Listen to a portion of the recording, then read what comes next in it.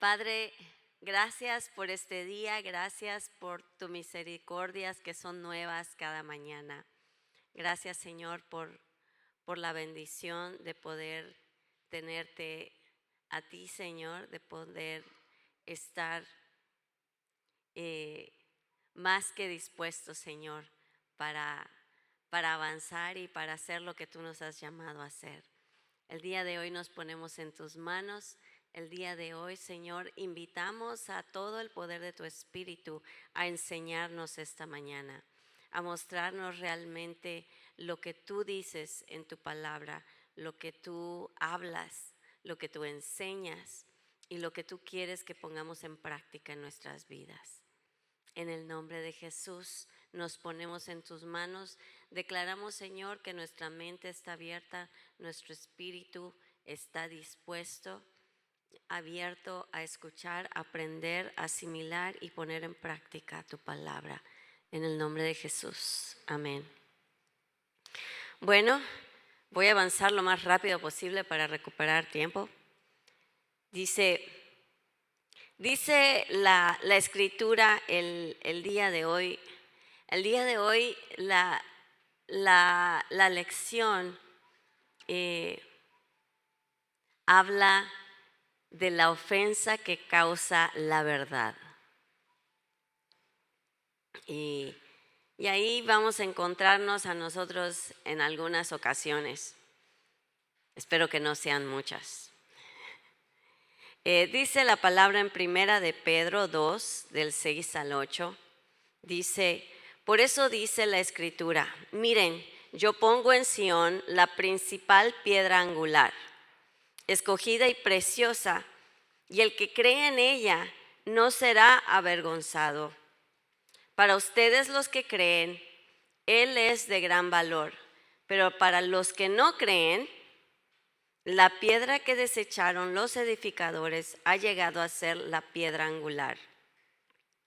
Y también una piedra de tropiezo y una roca que hace tropezar, porque al ser desobedientes, ellos tropezaron en la palabra para la cual estaban ya destinados.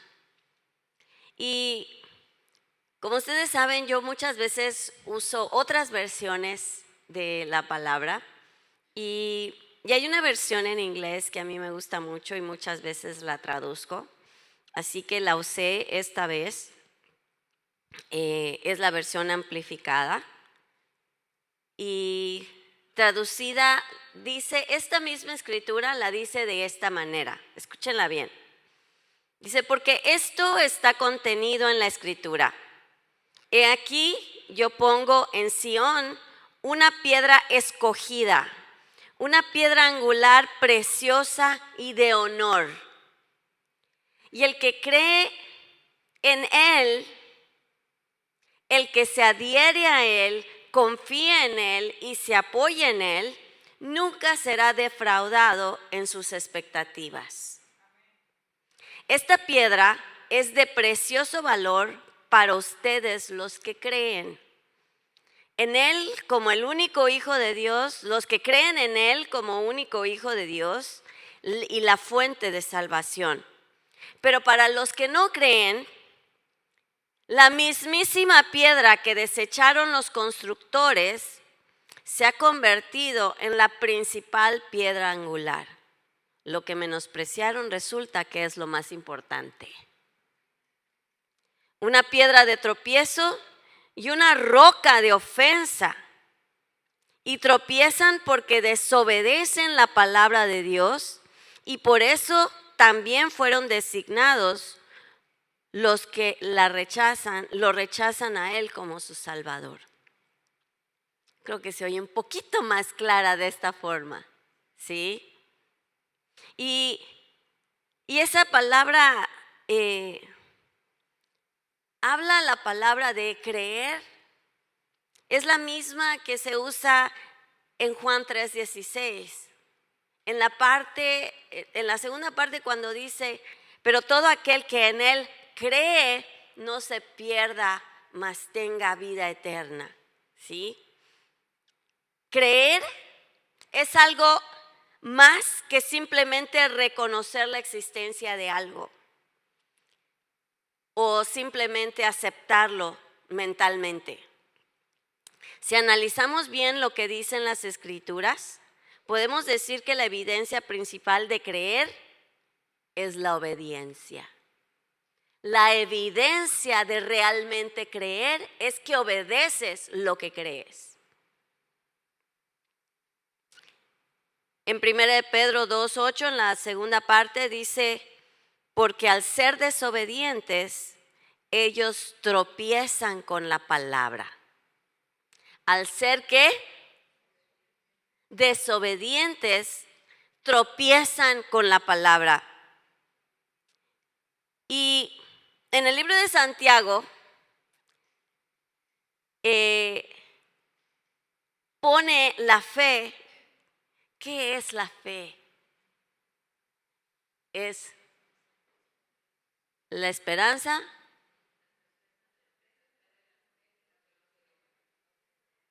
Ok, es algo que crees, aunque no lo ves, ¿sí? Lo mismo dice en Santiago 2:17. Dice, lo mismo sucede con la fe. Si no tiene obras, está muerta. Pero alguien podría decir, tú tienes fe y yo tengo obras.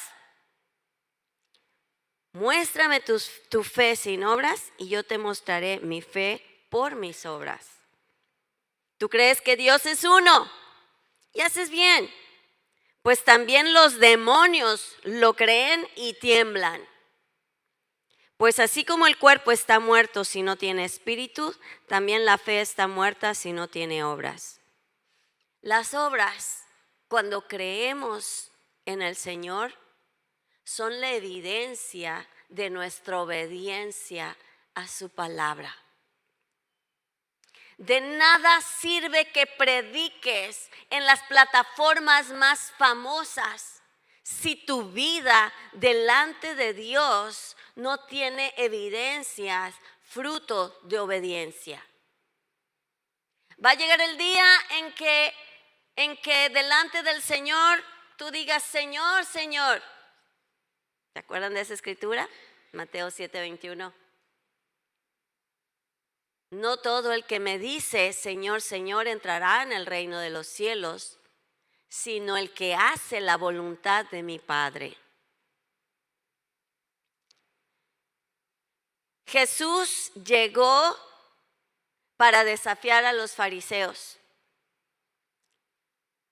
Los fariseos creían que tenían toda la verdad. Ellos eran la autoridad religiosa, la autoridad a la que todos respetaban y los que ponían las leyes.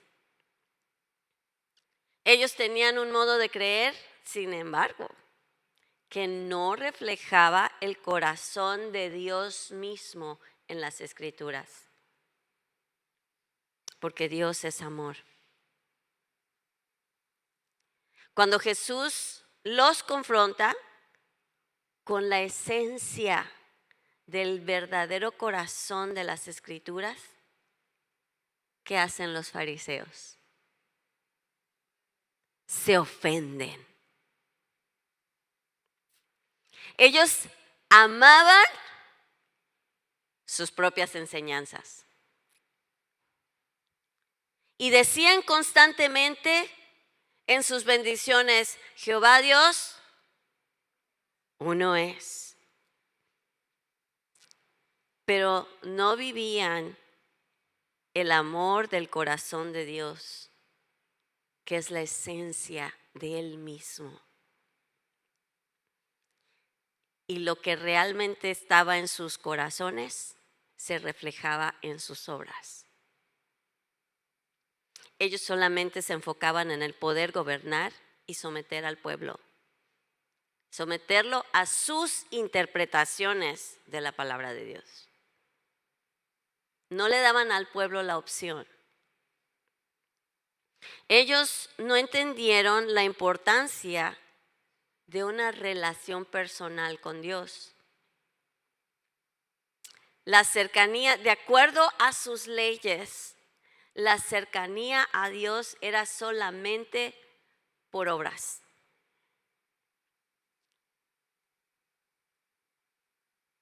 Ellos eran los únicos privilegiados que tenían la posibilidad de acercarse a la presencia de Dios. Y se aprovechaban de las instrucciones que Dios dio originalmente para crear un lugar de privilegio inalcanzable para el pueblo. Y por lo tanto, Jesús que andaba con todo el mundo, que se sentaba con recolectores de impuestos, que le hablaba a las mujeres, le hablaba a las mujeres, que tuvo compasión de una mujer adúltera cuando fue a buscar agua al pozo, que se sentó con Zaqueo.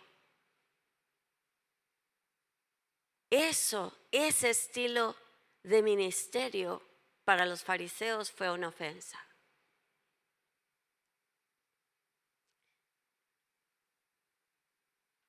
En Lucas 2:34 dice: Simeón era aquel que estaba esperando la llegada del Mesías, ¿se acuerdan? Simeón era el que cuando llegó María a traerle a Jesús como bebé para presentarlo como era la costumbre, lo reconoció y dijo: y Señor los bendijo, y a María, la madre del niño, le dijo: tu hijo ha venido para que muchos en Israel caigan o se levanten. O lo abrazan o va a ser una piedra en su camino. Y esto será una señal que muchos rechazarán.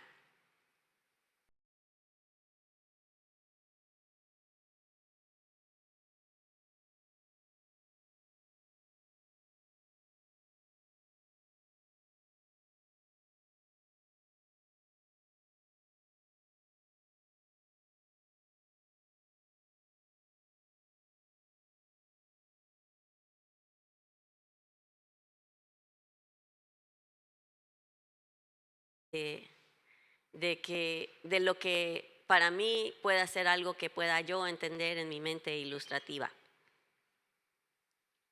Y el Señor me dio una imagen de una piedra que estaba en un camino, en un terreno, perdón. Y pasaba gente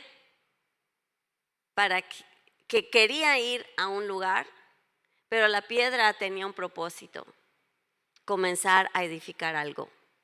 Era el principio de una edificación. Y los que identificaban esa piedra llegaban a poner la suya. Y cuando llegaban otras personas que veían esas piedras, decían: estas piedras no me sirven para nada, están en mi camino. Y unos se caían y otros la querían patear, pero acababan lastimados por su propio pie. Pero los que reconocían el propósito de esta piedra venían y ponían la suya, y poco a poco se iba formando una edificación que para unos era un estorbo, pero para los que reconocían el propósito de esa piedra se volvía un punto de referencia para seguir edificando. Esa fue la imagen que Dios me dio a mí. Entonces, generalmente, nosotros, teniendo eso en cuenta, generalmente a nosotros, ¿qué es lo que, cómo ponen a Jesús antes de The Chosen? Hagan a un lado The Chosen, ¿sí? ¿Cómo ponían la imagen de Jesús en las películas. Así, la voz que le hablaba a las multitudes y que nunca parecía tener una onza de enojo ni una célula que no fuera pacífica en todo su cuerpo. ¿Cierto?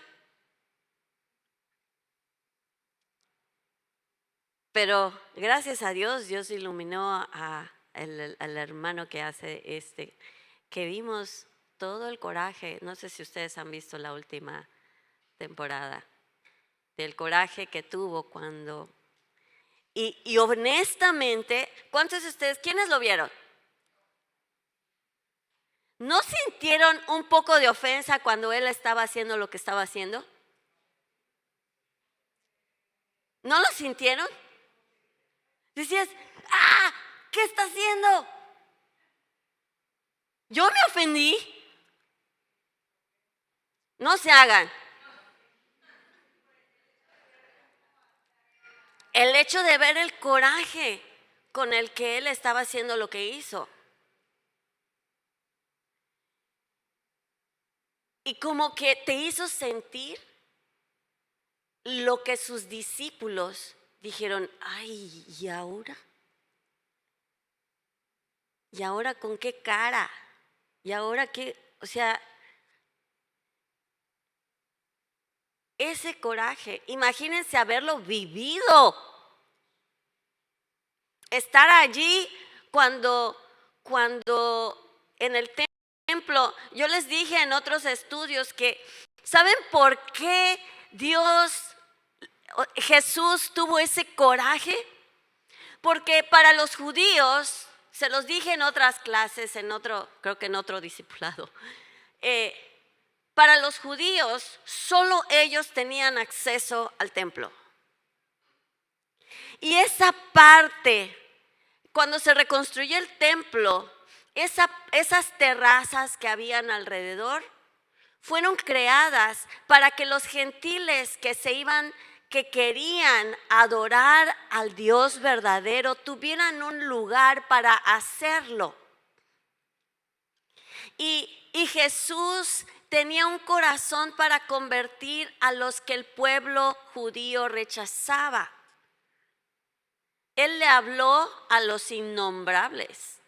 Él se juntó con los injuntables, ¿sí? Y el ver que el lugar que estaba hecho para que los que eran hechos a un lado pudieran adorar, estaba siendo ocupado por mercaderes.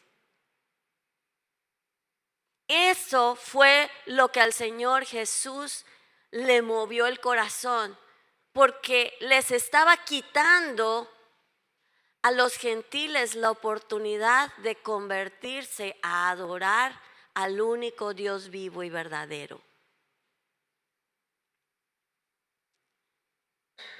Y eso lo movió en lo más profundo, porque Él llegó para salvar a todos los pecadores de la tierra, no solo a los judíos. Comenzando con los judíos, pero después a toda la humanidad. Entonces, vemos este otro aspecto de la personalidad de Jesús que les dice a los fariseos en Mateo 23:33, le dice: serpientes, generación de víboras, ¿cómo se van a escapar de la condenación del infierno? Ay, qué amoroso.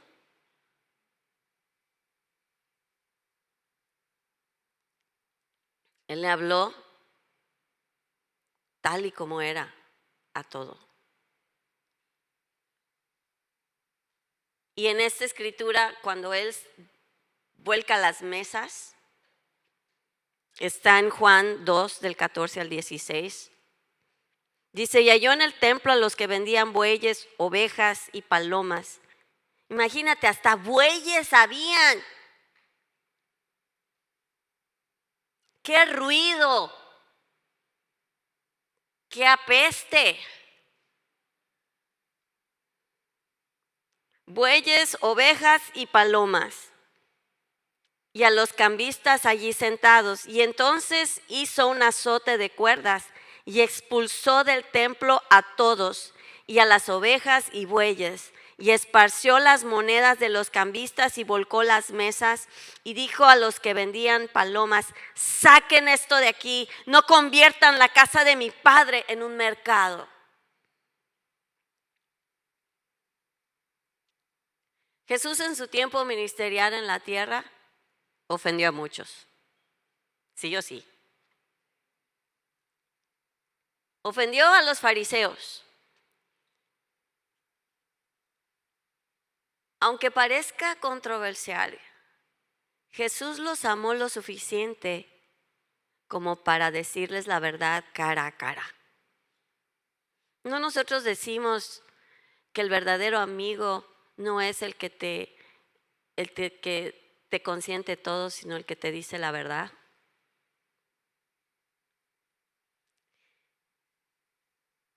Pero los fariseos, que solo buscaban el poder, se ofendieron con la verdad y lo llevaron a la cruz. Lo odiaron a muerte. La ofensa que la verdad causó en sus corazones causó un odio a muerte en los fariseos. En Mateo 15, del 7 al 9, Jesús les dice: hipócritas, bien profetizó de ustedes Isaías cuando dijo: este pueblo me honra con los labios, pero su corazón está lejos de mí. No tiene sentido que me honren si sus enseñanzas son mandamientos humanos. En otras palabras, le dijo: han hecho de la palabra de mi Padre sus propios mandamientos. Estas palabras tan duras confrontaban una realidad que nadie más tenía ni la valentía, ni la autoridad, ni la asignación para hacerlo. Estoy segura que mucha gente callaba en sumisión al poder de los fariseos.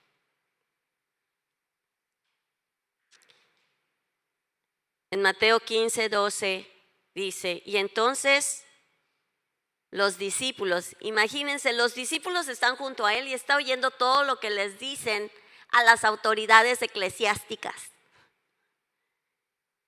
Y los discípulos están preocupados.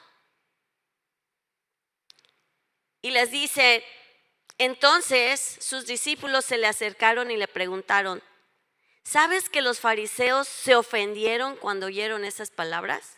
¡Duh! Claro. Claro que les ofendió. Jesús les hizo ver que a quienes la verdad ofendiera eran personas que no habían sido plantadas por el Padre.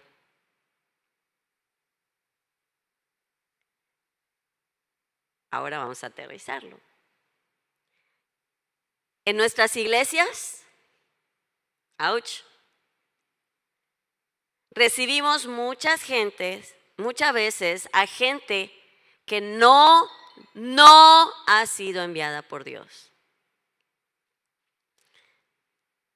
Esas personas que cuando se les habla la verdad son ofendidos por una predicación confrontativa.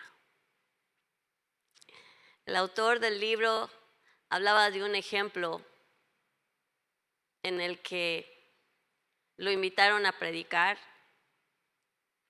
a una iglesia y pues ustedes han visto varios discipulados que he dado ha sido de este autor y él dice la verdad. Y dice que cuando era un congreso y cuando predicó la primera noche, le dijeron: creo que la iglesia no está acostumbrada a este tipo de mensaje. Y a lo mejor no lo tomaron a bien. Y dice, y mi esposa que estaba junto a mí, ni tarda ni perezosa, se volteó y le dijo, ¿y desde cuándo dejó de ser Jesús el pastor de esta iglesia?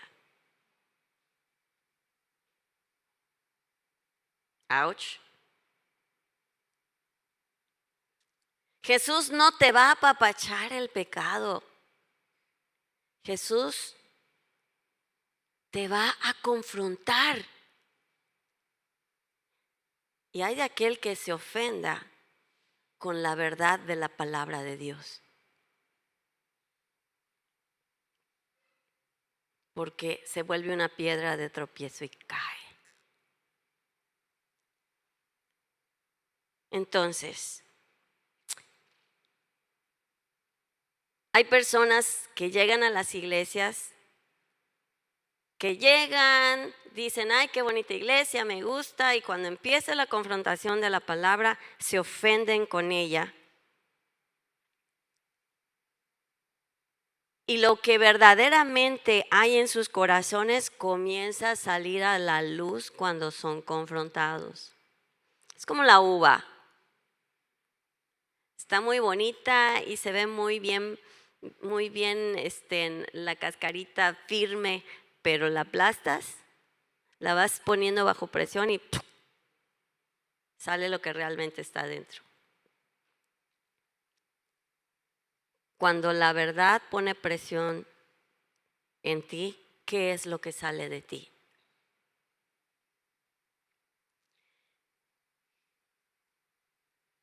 La madurez o el estado de las personas es realmente manifiesto cuando reciben corrección.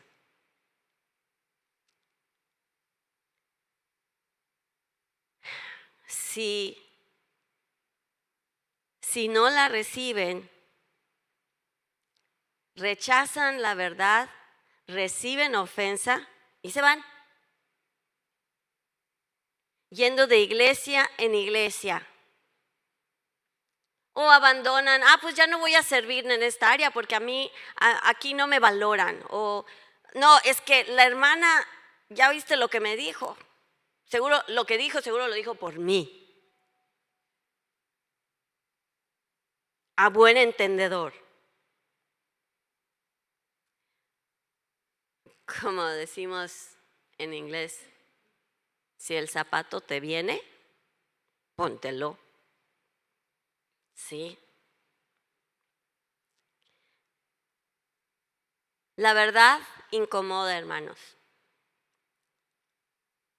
Y las personas que no la reciben y las personas que se ofenden con la verdad o con la corrección, eventualmente comienzan a criticar a los líderes, critican la manera en que se maneja la iglesia y finalmente se van. Hay pastores que diluyen la verdad también por miedo a que la gente se vaya. Diluyen el contenido de las prédicas o de las enseñanzas. ¿Y qué pasa? Que tenemos iglesias inmaduras, que se vuelven un centro de reunión social y no un punto de crecimiento y de alimento espiritual.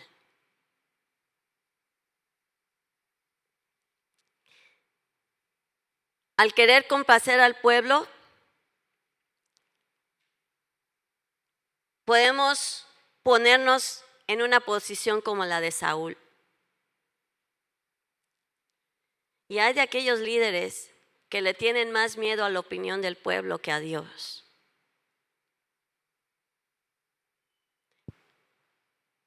Y no se trata de miedo a Dios.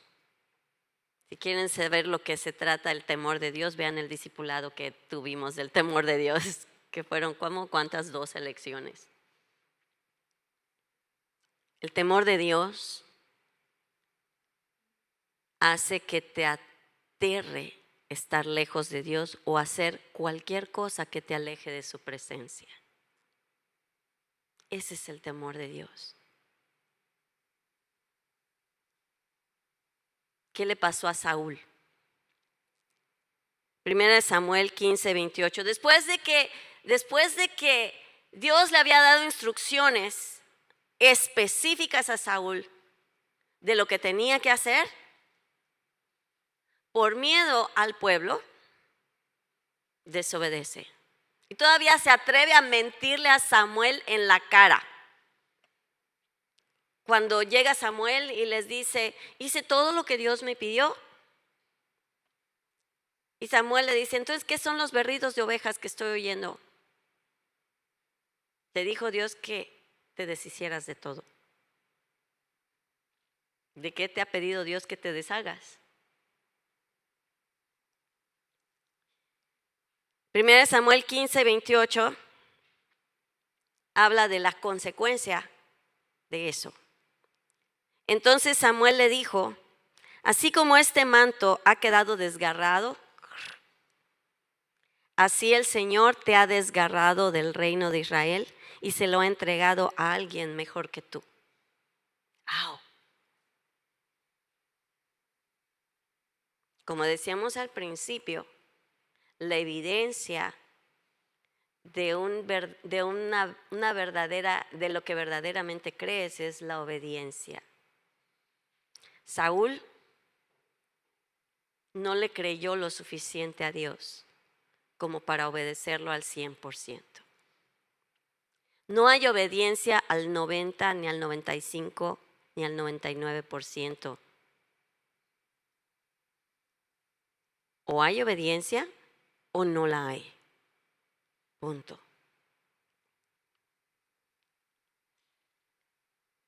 Hubo un momento en el que Samuel, y escuchen bien esto a mí me pegó.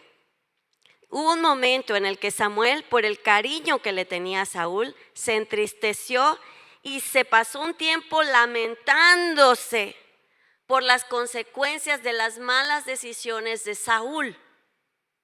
Porque Dios le dijo, voy a destituir a Saúl. Y Samuel, que lo había visto crecer, que lo había ungido como rey, que lo quería tanto, se dolió.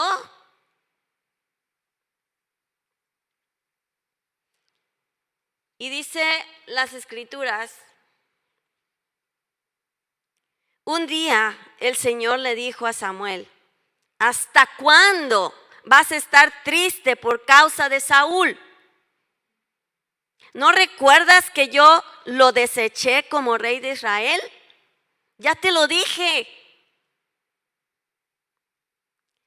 Mejor llena de aceite tu cuerno y ve a Belén y allí vas a visitar a Jesse en inglés, Jesse, porque uno de sus hijos será el próximo rey.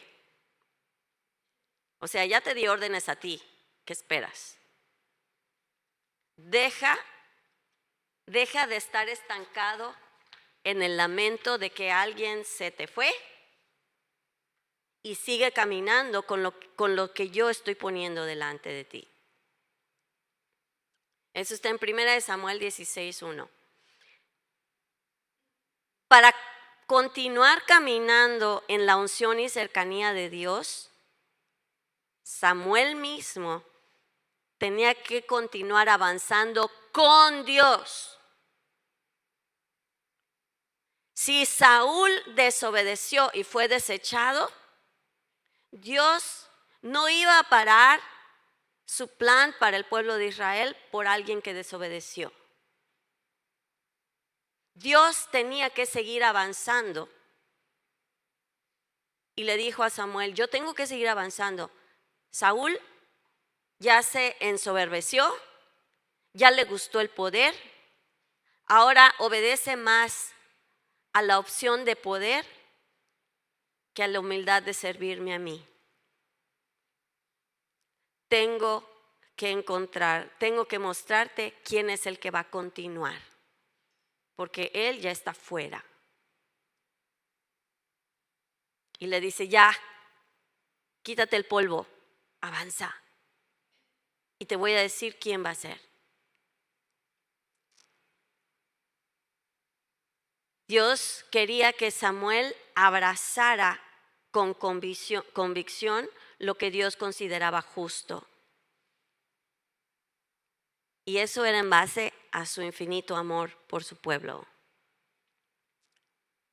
Para continuar y llenar el cuerno de la unción, escuchen esto, él tenía que soltar a Saúl. Si no soltaba a Saúl, el cuerno de la unción no se iba a llenar para lo que seguía. El lamentarse por las malas decisiones de Saúl y tratar de afianzarse a él no le permitía llegar al momento en que tenía que llenar el aceite para ungir a David. Ahora, en las iglesias, los pastores que se aferran a las ovejas, lamentándose sus partidas por malas decisiones, y que comienzan a comprometer el mensaje de Dios por temor a que se le vayan las ovejas, terminarán perdiendo el aceite de la unción. Ay, ay, ay. Porque no van a continuar con la unción que necesitan para lo que sigue. Wow.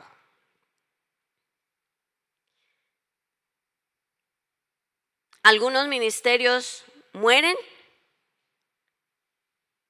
por diluir el evangelio, o hay otros que ponen un show y solo aparentan estar vivos.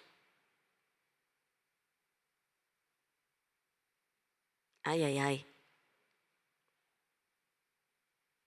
Samuel tenía que soltar a Saúl.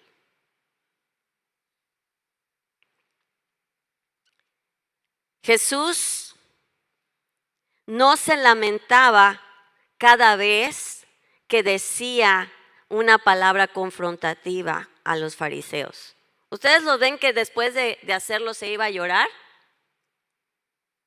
Que cuando les dijo víboras, hipócritas, después se iba con sus discípulos, consuélenme porque voy a perder a los fariseos. ¿En algún lugar lo dice la palabra? No. Él continuaba su camino.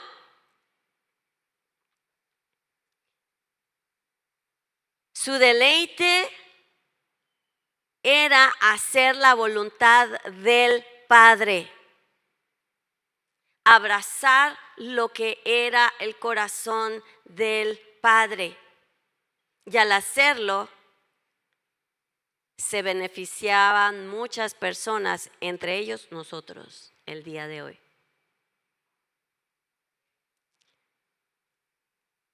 De la misma manera, hermanitos y hermanitas, nosotros tenemos que mantenernos en comunión con Dios para reconocer qué es lo que tenemos que dejar para mantener la unción y el propósito de Dios en nuestras vidas.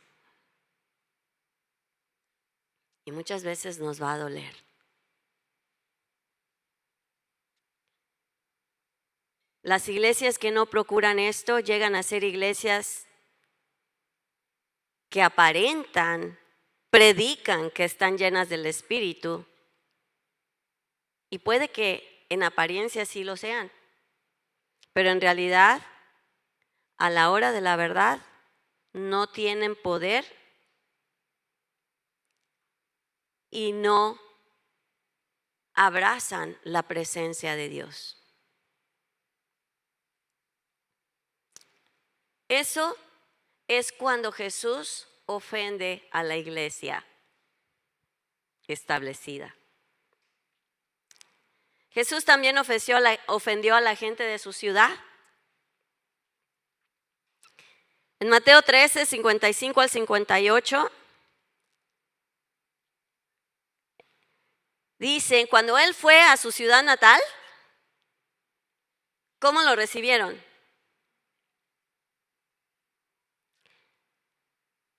¿Acaso no es este el hijo del carpintero? ¿No se llama su madre María y sus hermanos son Jacobo, José, Simón y Judas?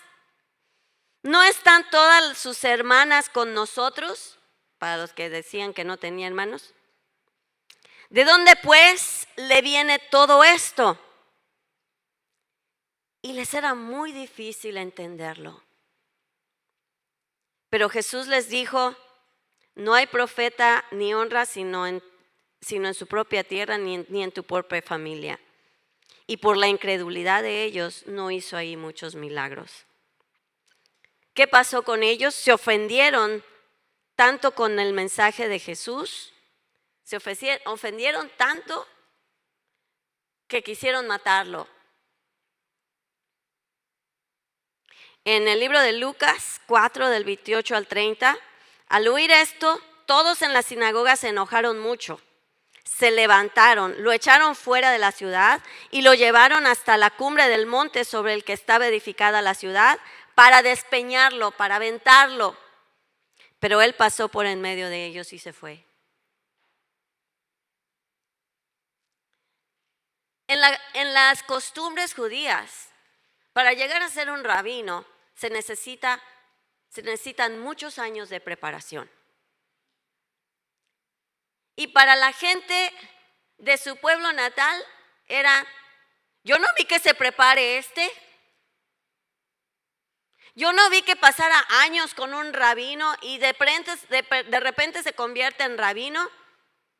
No lo acepto. Y la verdad y el ministerio de Jesús se volvieron ofensa a sus propios vecinos que crecieron con él. Fue ofensa para su propia gente. Y por lo tanto, ofensa para su propia familia. Dice en el libro de Marcos 3, 20, 22 y 31 al 35. No lo voy a leer todo el capítulo. Voy a usar esos versículos que nos dan la idea de todo lo que hay en medio. Jesús entró en una casa y de nuevo se juntó tanta gente que ni siquiera podían comer él y sus discípulos. Y cuando sus familiares, ¿quiénes? Sus familiares lo supieron, fueron para llevárselo, porque pensaban que él estaba fuera de sí. Pero los escribas que habían venido a Jerusalén decían, a este lo domina Malcebú y expulsa a los demonios por el poder del príncipe de los demonios. Otra vez, ofensa. Y llegaron entonces, dice después, y llegaron entonces la madre y los hermanos de Jesús, sus familiares, pero se quedaron afuera y mandaron a llamarlo. Jesús sabía lo que había en el corazón de todos los que estaban ahí. Y si en el versículo de los primeros dice que pensaban que ya estaba fuera de sí, entonces seguro estaban viniendo para hacer una intervención. Piensa lo que estás diciendo, piensa lo que estás haciendo. Llegaron entonces la madre y los hermanos de Jesús, pero se quedaron afuera y mandaron a llamarlo. La muchedumbre sentada a su alrededor le dijo, Jesús, tu madre y tus hermanos y tus hermanas están allá afuera y te buscan. Ay, te buscan. Y Jesús les respondió, ¿y quién es mi madre y mis hermanos?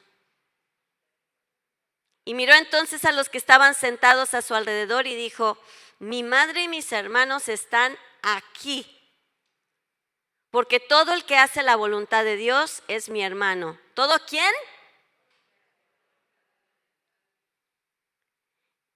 Y mi hermana y mi madre. Su propia familia trató de hacerlo entrar en cordura, porque lo que Jesús predicaba era una ofensa para los que los escuchaban. Derribaba el status quo. Ni siquiera la presión de su propia familia lo intimidó.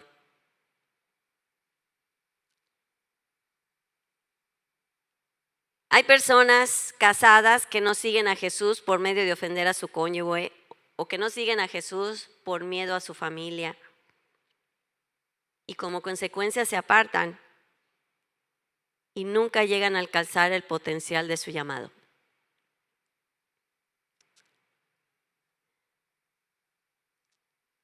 Nunca vayas a ser aquella persona que detiene el llamado de alguien en tu familia.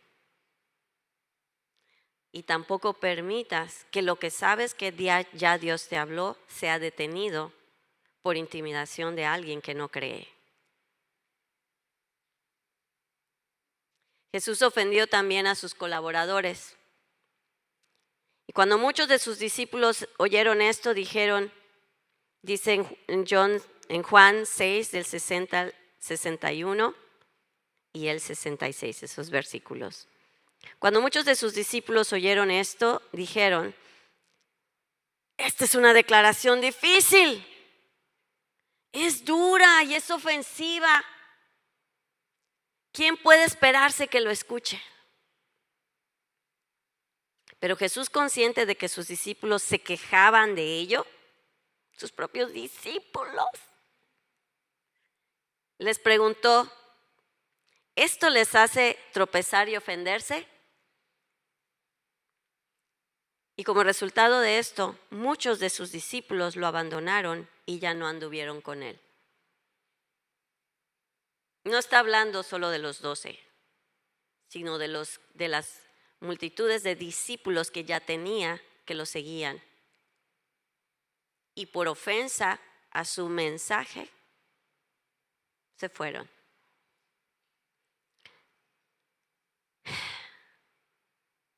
Cuando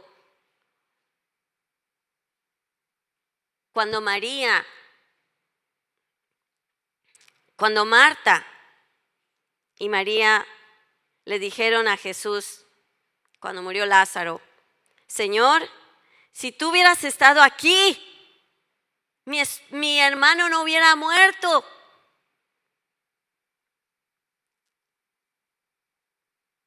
Y cuando María llegó al lugar donde Jesús estaba y lo vio, cayó a sus pies y le dijo, Señor, si tú hubieras estado aquí, mi hermano no hubiera muerto.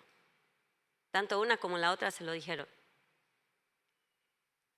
Lo más probable es que ambas hermanas estuvieron ofendidas, porque imagínense, lo mandó a llamar y se tomó 2 días en llegar, intencionalmente. No llegó con ellas, no dejó Jesús todo porque lo llamaron sus amigas.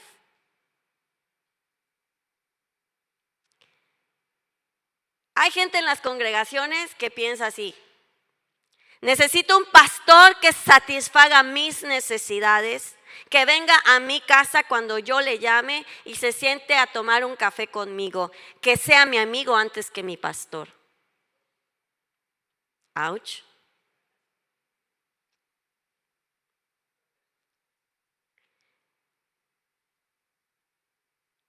La manera en que lo pone el autor es muy cierta, porque nos lleva a esta escritura en Mateo 10, 41. El que recibe y acoge a un profeta porque es profeta, lo reconoce como profeta, recibirá la recompensa del profeta. Y el que recibe al hombre justo porque es un hombre justo, recibirá la recompensa del hombre justo. ¿Qué tipo de recompensa nos gustaría cosechar?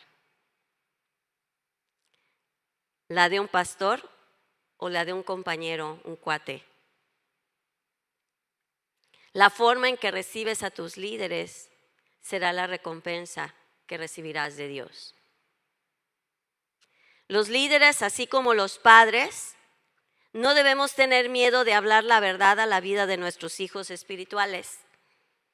No debemos comprender la verdad, no debemos comprometer la verdad por temor a herir sentimientos. La verdad siempre debe ser en amor. Nótese que lo estoy diciendo. La verdad siempre debe ser en amor, pero nunca debe diluir ni menospreciar la verdad por temor a ofender a las personas. ¿Sí? Tenemos que valorar a las personas que Dios pone como nuestros líderes y recibir de ellos como líderes. ¿Sí? El momento en que nos comportamos como los vecinos de Jesús y desvalorizamos la unción que Dios se ha puesto en los líderes, no solo de aquí, sino de cualquier lugar en el que el Señor te ponga, disminuye el poder de lo que Dios pueda tener para ti. Que no te ofenda que alguien que tú conociste en algún momento en el que no era nada, lo vuelves a ver y es una persona ungida de Dios. Reconoce la unción de Dios, respétala y recibe lo que Dios pueda darte de ella. No por lo que viste en el pasado, juzgues lo que Dios ya ha hecho para el presente. Y el Señor va a darte esa recompensa que tú necesitas para continuar en tu camino hacia Él.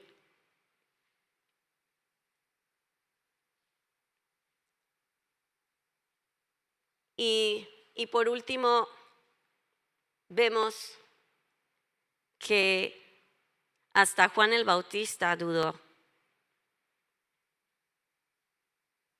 No le mandó a preguntar, ¿eres tú? Hello, desde el vientre de tu madre lo reconociste, estaba ahí, brincaste. Cuando llegó a bautizarte, tú dijiste, ese es el Hijo de Dios. Y en el momento en que está en la cárcel, la Biblia no dice que Jesús lo fue a visitar a la cárcel. No me viene a visitar, no me ha mandado ningún mensaje. Estoy en esta posición difícil y ni siquiera un WhatsApp me ha mandado.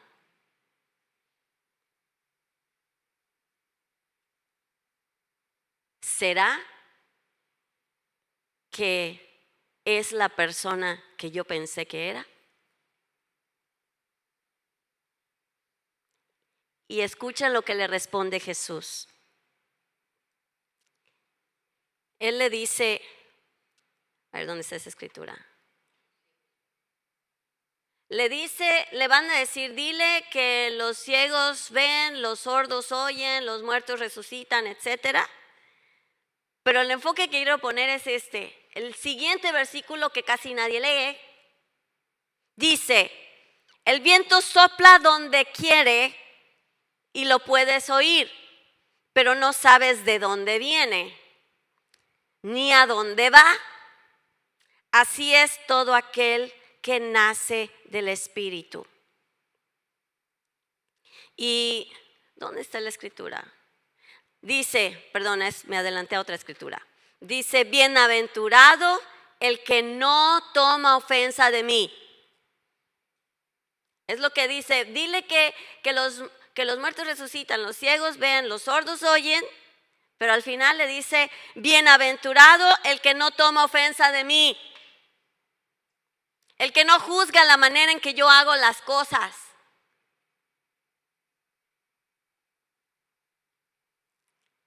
Parece que Jesús les dice, aunque no entiendas la manera en que hago las cosas, Por favor, no tomes ofensa, porque lo que hago es de acuerdo a lo que ya está escrito, no de acuerdo a tus expectativas. No te esperes que tus líderes, no te esperes que las personas que Dios ha puesto en tu vida para guiarte, lo hagan a tu manera. Van a haber ocasiones en que no vas a entender las decisiones de las personas que Dios ha puesto para guiarte. Pero si Dios ya te habló y Dios te dijo que ese es tu lugar, así como a Juan, si Dios ya le habló desde hacía mucho tiempo, Él es el Mesías, Él es tu pastor y ya te lo confirmó, y de repente predica algo o toma alguna decisión, ay, no sé si ya creo en esto, ¿será que Dios me quiere aquí? Escucha a Dios antes que a tus expectativas. Que no te ofenda la decisión de tus líderes. No permitamos que esto nos desvíe de lo que ya sabemos que es cierto con todo nuestro corazón. Las expectativas de los hombres no deben detener el fluir del Espíritu Santo. Al defender y proclamar la verdad de la palabra de Dios, habrá ocasiones en las que seamos ofensivos o piedras de tropiezo para aquellos que solamente toman de la palabra lo que les conviene. La decisión de nuestros corazones debe ser siempre obedecerle a Él y no a la gente. No sea que acabemos como Saúl,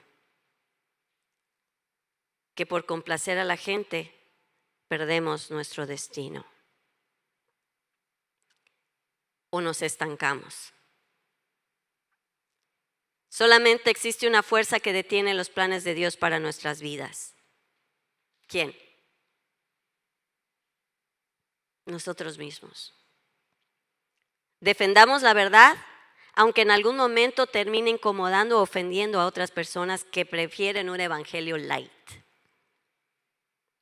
Cuando la verdad de la palabra causa ofensa, no hay razón para ser intimidados ante la ofensa de quienes se niegan a vivir de acuerdo a los principios que ya están establecidos en la palabra. Levántate a resplandecer. Sé luz en las tinieblas. Aunque esa luz cause ofensa y deslumbre a los que no la quieran recibir. Amén. Padre, en el nombre de Jesús te damos gracias por este tiempo, por esta verdad que tú nos has hablado el día de hoy. Gracias. Te pedimos que venga tu reino a esta casa, a nuestras vidas, a cada familia en esta iglesia, en esta casa. Te pedimos, Señor, que hables a nuestros corazones.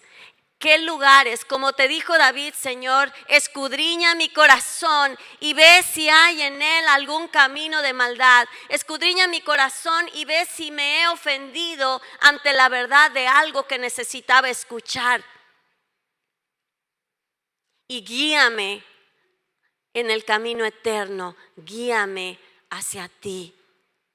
En el nombre de Jesús, amén.